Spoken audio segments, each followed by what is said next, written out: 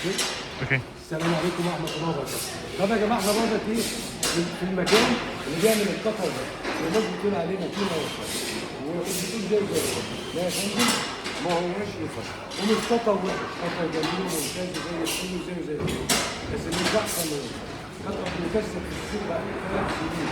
ما ينفعش نقول عليه ان قطر جبار واحسن من الدنيا واكبر واحسن واوحش ويشتغل في السوق، كده غلط غلط. ما تجادلش العديد، اشتغل في قطر. القطر دي كلها اقتصاد، لازم نبقى عارفين.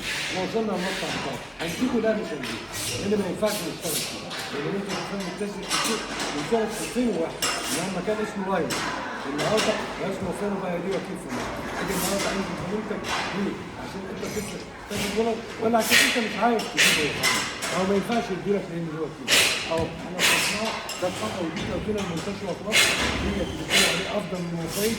ده طبعا ده مش هنصوره عشان خاطر ده انت تحط اهو اهو هنا ازاي اهو احنا خلصناها اهو توكيلته اهي تمام الكلام. ده بس بنحاول نعرفكم ان احنا نقدر نوصل للمصانع اللي احنا بنشتغل معاه، ونجيب معروف من المصانع اللي انتوا بتشتغلوا معاها. بس احتراما للجميع احنا ما نقدرش ندخل على شغل وما نقدرش نجيب عرض الفلوس، ولكن ده اللي يسمع كلام بنستأمن انت تستحسن اعرض منتجك اللي عنده شيء يعرض منتجك، اللي عنده جنك يعرض جنك، اللي عنده كنكس يعرض كنكس.